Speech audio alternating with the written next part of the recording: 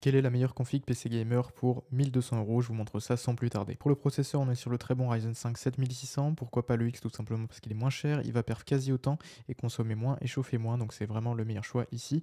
Et il y avait un code promo il y a pas longtemps, il était à 189 €.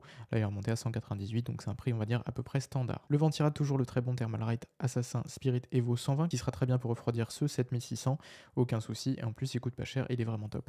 Au niveau de la carte mère, j'ai mis la B650 Gaming Plus Wi-Fi. J'aurais pu mettre une Eagle AX, mais je trouve que c'est un petit peu moins quali dans l'ensemble et les délais de livraison sont surtout plus longs, donc ça vous permet d'avoir une carte mère plus rapidement. Ensuite, pour la RAM, j'ai mis cette fois du RGB, c'est purement esthétique. Vous pouvez prendre 100 RGB, ce sera genre 3-4 € de moins, donc il n'y a pas une grosse différence. Ici, c'est 32 Go, toujours DDR5. 6000, c'est 36, donc je vous mets le lien en description et si vous voulez, je vous mettrai une alternative un peu plus performante, peut-être, mais sans RGB. Donc je vous laisse regarder dans la description, tous les liens sont dans la description. Ensuite, pour les SSD, toujours le P400 Lite parce qu'il coûte vraiment pas cher et pour 1 Tera, c'est vraiment top.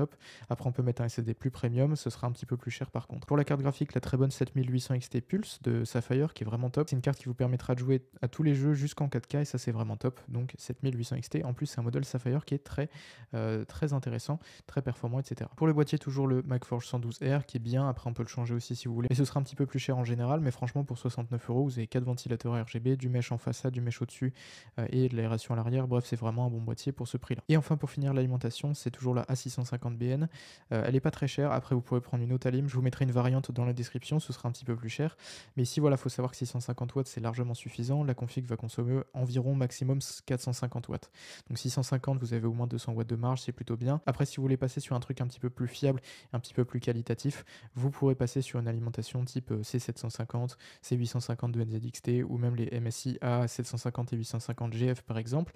Mais actuellement, les prix sont super hauts, c'est genre 140 € l'alimentation. Donc voilà, ça vaut pas le coup, c'est pour ça que j'ai laissé la A650BN. Bref, c'est tout pour la config, tous les liens sont dans la description, je vous laisse aller checker. Je vous mettrai du coup les quelques composants variantes en choix, ce sera à vous de décider ce que vous préférez, si c'est les RAM RGB, les RAM non RGB, l'alimentation, le boîtier, etc. Bref, tous les liens sont dans la description et je vous laisse, je vous dis à la prochaine pour une nouvelle vidéo config.